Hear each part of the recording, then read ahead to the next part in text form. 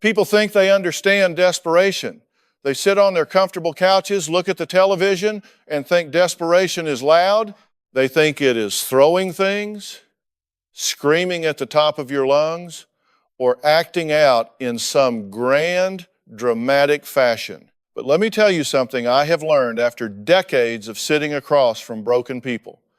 True, profound desperation is silent. It does not scream. It hides. It calculates. And sometimes it looks like a 16-year-old boy deciding that the freezing, unforgiving expanse of the Oregon wilderness is a safer place to rest his head than his own childhood bedroom. When I first saw the file on my desk, the producers had flagged it with a note that said a rebellious teen claims he lived in the woods for 4 months, but his parents say he is a pathological liar. You get a lot of these files in my line of work. Parents at the end of their rope, convinced their child is the problem, looking for a quick fix, a magical intervention that will turn their troubled kid into the picture-perfect teenager they think they deserve. But the moment I started reading through the preliminary interviews, the hairs on the back of my neck stood up. There was a glaring disconnect between the story the parents were aggressively pushing and the quiet, deeply detailed account this young man was giving. His name was Liam, 16 years old. When I first laid eyes on him backstage before the show, he did not look like a pathological liar.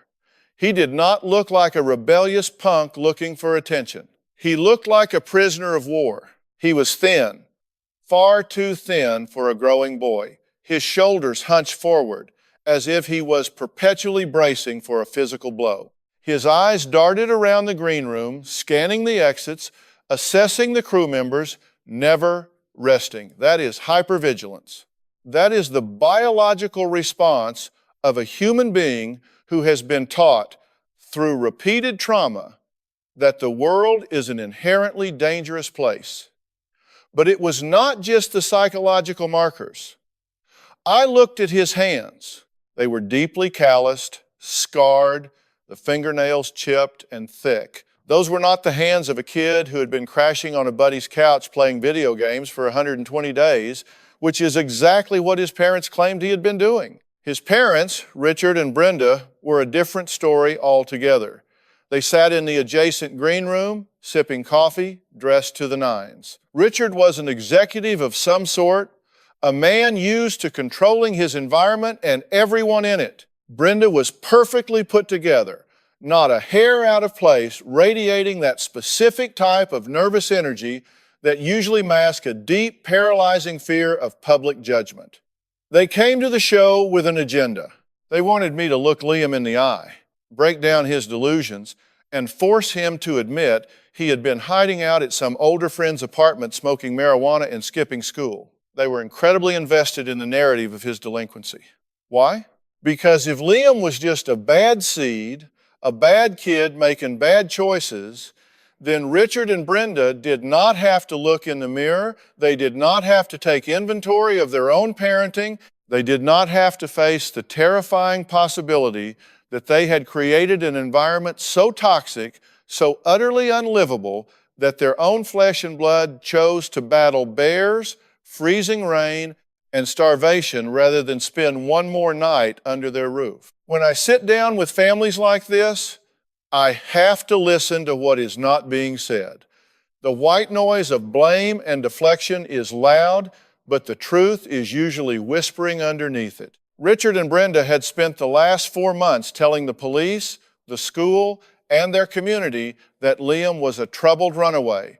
They derailed the search efforts. When the authorities wanted to bring in tracking dogs to scour the heavily wooded area behind their suburban subdivision, Richard shut it down. He told the sheriff that his son was just throwing a tantrum, that he was at a friend's house, and not to waste their resources.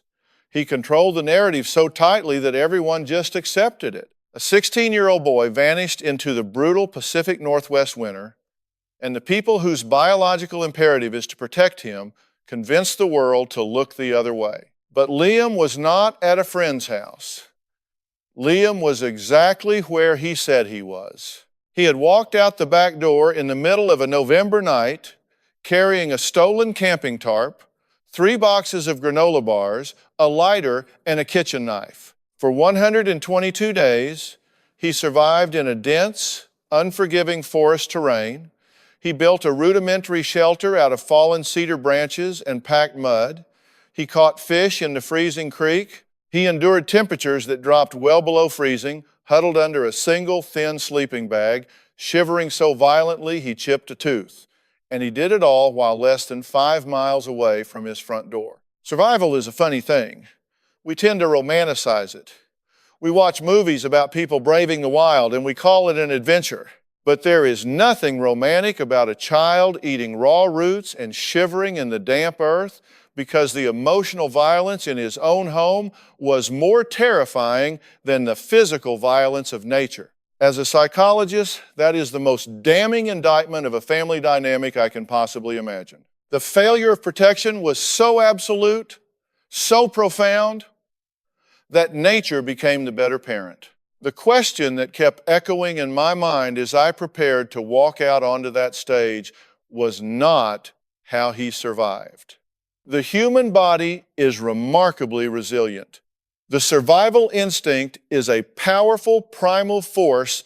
No, the question that demanded an answer, the question that was going to rip this family wide open was why? What was happening in that beautifully manicured 5-bedroom house that made the threat of hypothermia and starvation preferable to walking down the hallway and sitting at the dinner table? To understand that, you have to look past the symptoms and dig into the disease.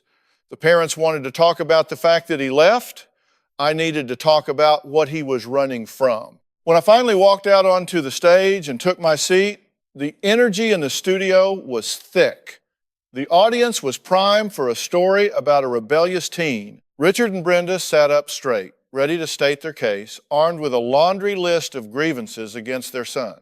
Liam sat as far away from them as the chairs would allow, his eyes fixed firmly on the floor. He had already decided I was not going to believe him. Why should he think otherwise? Every adult in his life had failed him. Every authority figure he had spoken to since the park rangers finally found him half-starved by a logging road had treated him like a juvenile delinquent spinning a tall tale to avoid punishment. I leaned forward, rested my forearms on my knees, and looked directly at the parents. I did not say hello. I did not offer pleasantries. I let the silence hang there for a long, uncomfortable moment until Brenda shifted nervously in her seat. I needed to establish right then and there that this was not going to be the public relations tour they had planned. I needed to fracture their reality so we could finally get to the truth. I looked at Richard, who was already adopting a defensive posture, arms crossed over his chest, chin jutting out. I knew his type, a bully in a nice suit, and I knew that to get to the boy, I was going to have to go right through the father. I looked right at Richard and asked him a very simple question. I asked him what he thought his job was as a father. He gave me the polished, rehearsed answer I expected. He talked about providing, about setting rules, about preparing his son for the real world. He used words like discipline, structure, and respect. But when people like Richard use the word respect, what they really mean is compliance. They mean submission. They want a soldier, not a son. I let him talk for a few minutes, letting him dig his own hole, painting a picture of this idyllic household that had been supposedly terrorized by an ungrateful, defiant teenager. When he finally paused to take a breath, I cut in.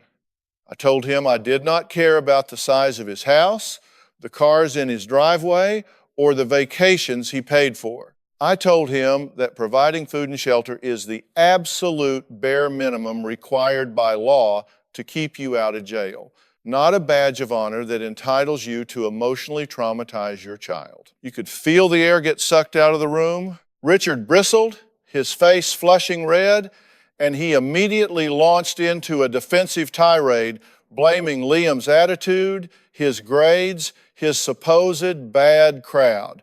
That is classic blame shifting. When an authoritarian parent is confronted with the damage they have caused, their first instinct is always to point the finger at the victim. In clinical terms, we call this creating an identified patient. The family system is deeply broken, the parents are failing, but instead of doing the hard work of looking inward, they project all the family's dysfunction onto the child. They say, "We are fine. He is the problem." I turn my attention to Brenda. In many ways, the enabler is just as destructive as the aggressor. I asked her what she did when Richard would back Liam into a corner, screaming inches from his face over a B- on a report card or a chore done 5 minutes late. She looked down at her hands, her voice barely a whisper, and gave me a master class in rationalization. She said Richard was just under a lot of pressure at work. She said Liam knew how to push his buttons. She said she tried to keep the peace. I had to stop her right there. I leaned in and told her that keeping the peace in a toxic environment is just a cowardly way of saying you chose your own comfort over your child's safety. By remaining silent, by looking the other way, she was sending Liam a loud and clear message. You are on your own, and you do not matter enough for me to intervene. To understand how a 16-year-old boy ends up building a mud shelter in the freezing rain, you have to understand the environment that drove him there. The backstory here is not one of physical beatings. If Richard had been hitting him, the school might have seen bruises. The authorities might have had a clear-cut reason to step in. But emotional abuse is insidious. It is an invisible crime scene. For years, Liam lived in a state of psychological terror. He described a home life that was essentially a minefield. He never knew which version of his father was going to walk through the front door. A dropped fork at the dinner table could result in a 3-hour screaming lecture about his worthlessness. If he stayed in his room, he was accused of being antisocial and isolating himself. If he came out, he was micromanaged, criticized, and belittled. He was drowning in his own home. And children in that situation have very limited options. They cannot hire a lawyer. They cannot sign a lease on a new apartment. Their biological fight-or-flight response kicks into high gear, and when fighting back only makes the abuse worse, flight becomes the only rational choice left. We started talking about the specific night in November when Liam left, the escalation that led to this radical choice. It started over something incredibly trivial, as these things usually do. A misplaced set of keys. Richard could not find his keys, and he decided, without a shred of evidence, that Liam had moved them to be malicious. The argument escalated quickly. Richard backed Liam up against the kitchen counter, veins popping in his neck, screaming that Liam was a parasite, a failure, a waste of space who would never survive in the real world. Brenda stood by the sink, silently wiping down the granite countertops, pretending it was not happening. Liam told me that in that exact moment, something inside him simply snapped. It was not a violent snap. It was a profound, chilling moment of clarity. He realized that the man screaming at him was never going to change. The woman ignoring him was never going to protect him. And if he stayed in that house, his spirit was going to die. He told me he felt like he was already suffocating, and the only way to get oxygen was to get out.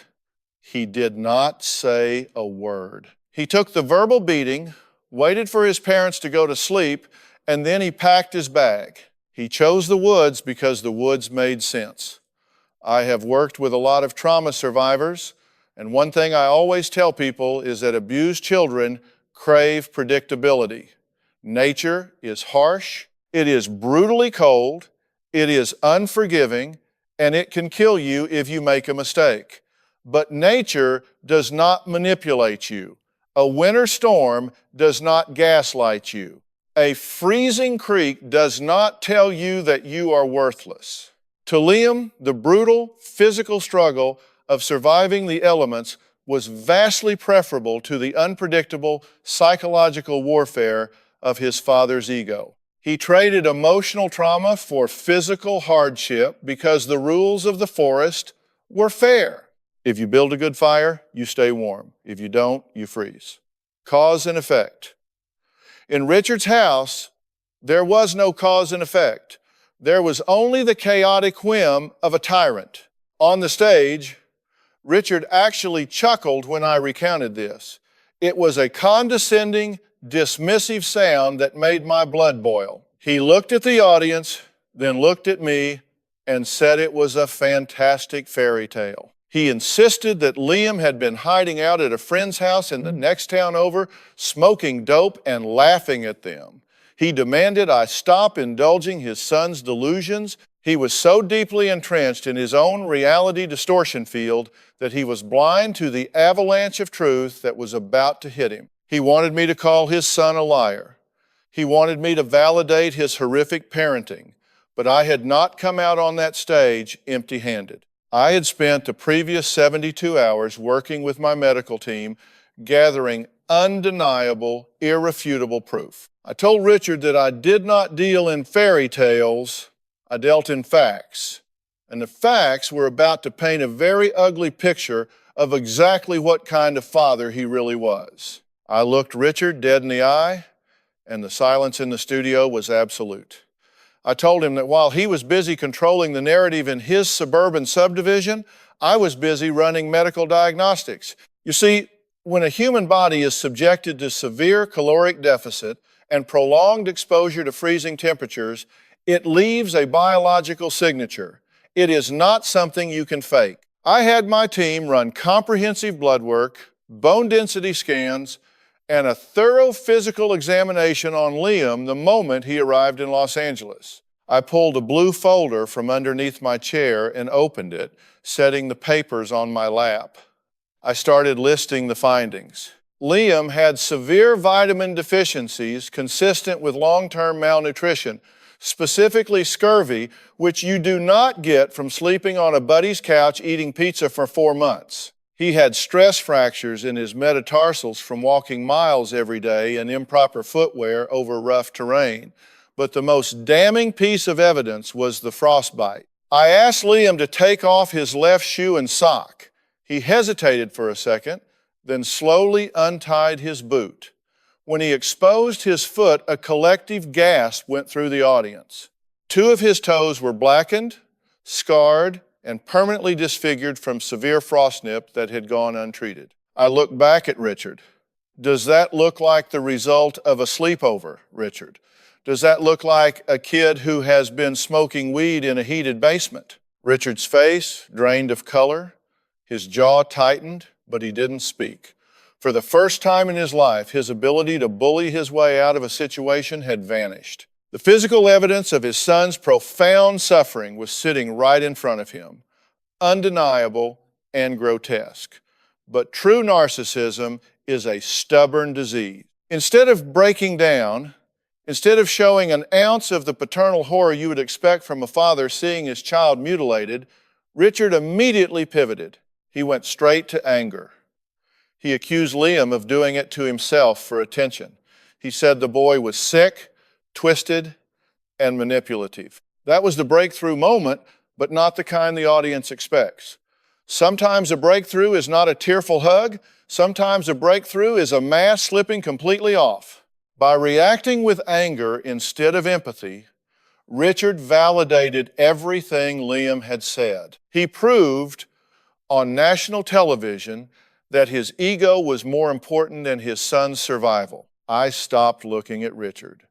He was a lost cause, at least for today. I turned my attention entirely to Liam. This was the confrontation that actually mattered. For his entire life, this young man had been told his reality was wrong. His father told him he was worthless. His mother told him the abuse wasn't happening. And the authorities told him he was a liar. He was profoundly gaslit. I needed to reset his internal compass right there on that stage. I leaned forward and told Liam something I don't think any adult had ever told him before.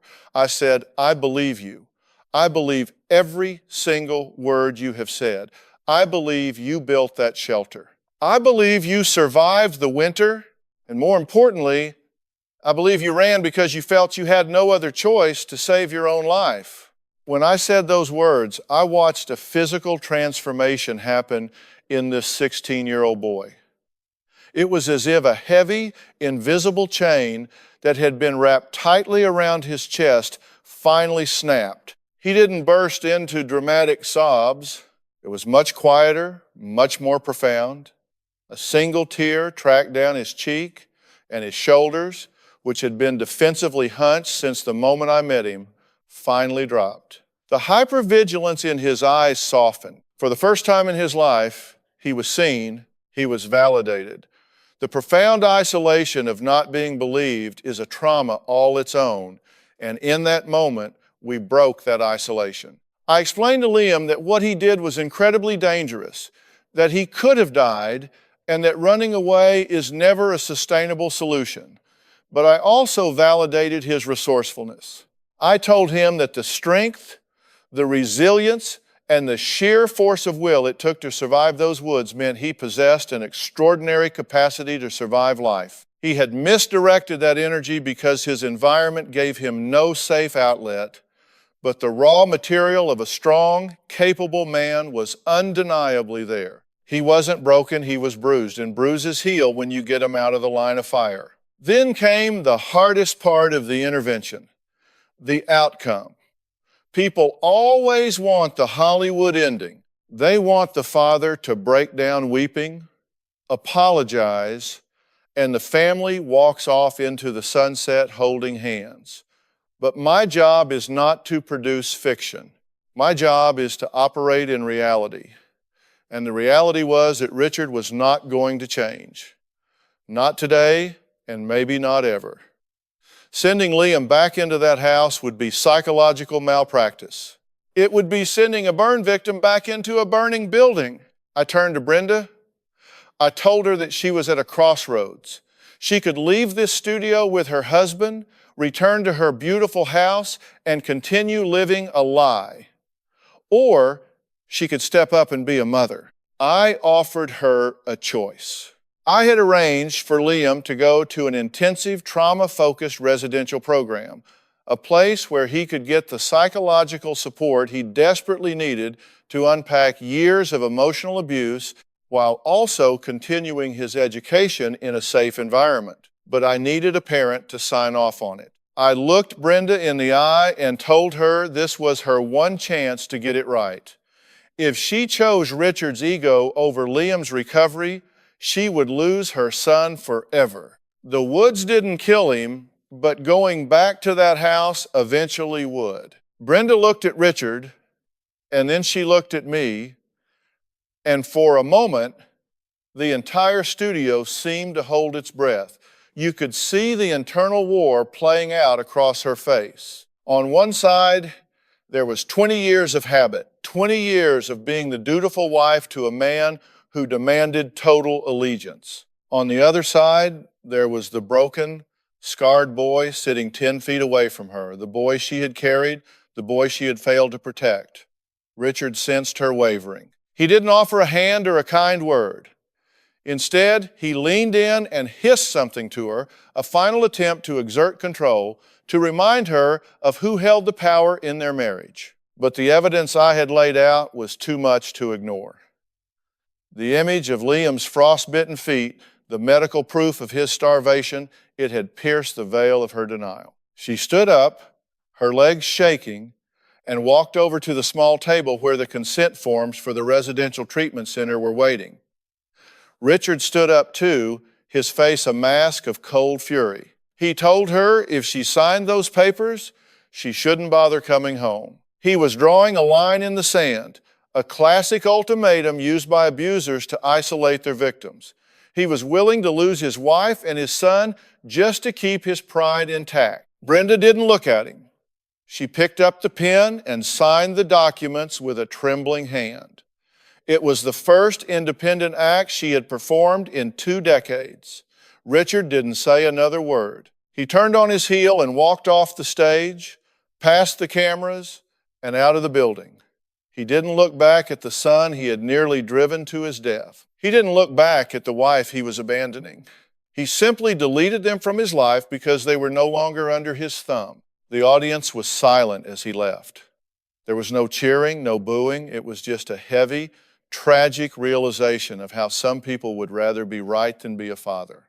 I walked over to Liam. I didn't try to hug him. He wasn't ready for that kind of physical contact. I just sat on the edge of the table next to him. I told him that the hard part was over, but the work was just beginning. I explained that for the next few months, he was going to be in a place where no one was going to scream at him, no one was going to call him a liar, and no one was going to expect him to be anything other than a 16-year-old boy who needed to heal. I saw him look at his mother.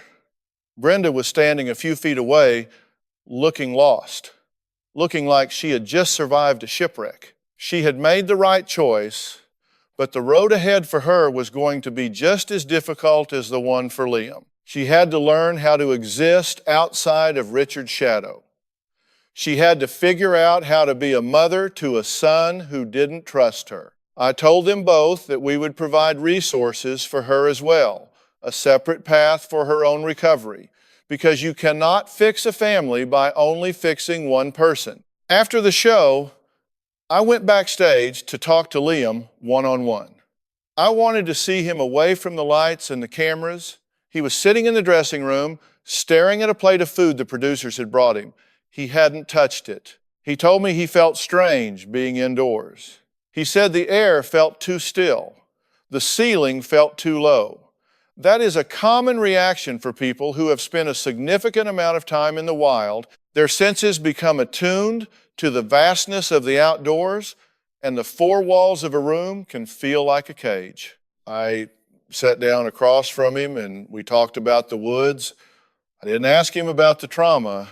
I asked him about the survival. I wanted him to articulate the skills he had developed to own the fact that he was, by any definition, a survivor. He told me about the first night he spent in the mud shelter, how the sound of the wind through the hemlocks was the first time he had felt quiet inside his own head in years. He told me about catching a trout with a sharpened stick, how that small victory gave him a sense of agency he had never known in his father's house. He was beginning to realize that the rebellious labels his parents had slapped on him were actually a misidentification of his strength. He wasn't a bad kid. He was a strong kid who had been pushed into an impossible situation. I told him that the resilience he used to survive the Oregon winter was the same resilience he was going to use to rebuild his life. But this time, he wouldn't have to do it alone. As we spoke, I could see the wheels turning in his head. He was starting to process the fact that the man who had been the source of all his pain was finally gone. Richard's exit from the stage wasn't just a dramatic moment, it was the removal of a toxic weight. Liam asked me if he was ever going to have to see his father again. I told him that was entirely up to him. I told him that he had the right to set boundaries, to decide who earned a place in his life. At 16, he was legally a minor, but emotionally, he had lived a lifetime. We arranged for a transport team to take Liam directly to the facility from the studio. As he was getting into the car, he stopped and looked back at me. He didn't say thank you. He didn't have to. He just gave me a sharp, knowing nod. It was the look of one survivor acknowledging another. He was heading into a different kind of wilderness, now the wilderness of his own mind, the territory of his past, but this time he had a map and a compass. Brenda watched the car pull away. She was staying in Los Angeles for a few days to work with our aftercare team. She looked exhausted, but for the first time, she looked present. She wasn't looking around for Richard's approval. She wasn't checking her phone for his instructions. She was just a woman standing on a sidewalk, facing the wreckage of her life and deciding to start cleaning it up. I stood there for a long time after they left, People often ask me if these stories have a happy ending. I tell them that happy is a luxury. We aim for healthy, we aim for honest. Liam's story didn't end with a neat little bow. It ended with a boy in a treatment center and a family that had been ripped apart. But that destruction was necessary. You cannot build a solid house on a rotten foundation. You have to tear it down to the dirt. In the weeks that followed, I received updates from the facility. Liam was struggling, as I knew he would. He had nightmares. He had moments where he wanted to run away again, back to the trees, back to the silence. But he was staying, he was talking, he was learning that his voice had power. And Richard never called, he never checked on the program, he never reached out to Brenda. He stayed in his big house, alone with his ego, exactly where a man like that belongs. 6 months later, I received a letter. It wasn't from Richard, and it wasn't from an attorney. It was from Liam. He was out of the residential center and living in a small apartment while finishing his high school equivalency. He wasn't living with Brenda yet, but they were seeing a counselor together twice a week. They were rebuilding something from the ashes of a house that had never really been a home. He told me he still went hiking, but now he did it with a backpack full of supplies and a cell phone that worked. He wasn't running anymore. He was exploring. He had reclaimed the woods. He had taken the place of his greatest trauma and turned it into a place of peace on his own terms. Brenda eventually filed for divorce. It took her a long time to find her voice, but once she did, she realized she couldn't live in a house built on lies and intimidation. She lost the big house, the cars, and the social standing she had spent years cultivating, but she gained her son and her soul. She told my producers that she finally felt like she could breathe without asking for permission. This case stays with me because it reminds us that the human spirit is remarkably durable. We think we are fragile, but we are built to survive. We are built to find the light even when we are buried under the weight of someone else's darkness. Liam didn't just survive the Oregon winter, he survived the psychological winter of a father who tried to erase him. He proved that you can't erase the truth, no matter how hard you try to bury it. In the end, Richard was right about one thing. He said Liam wouldn't survive in the real world. But Richard didn't realize that Liam had already survived a world far more dangerous than anything the wilderness could offer. He survived Richard, and that, in my book, makes him one of the strongest young men I have ever had the privilege to meet. He is no longer a runaway. He is a man who found his way home, even if that home looked nothing like he expected.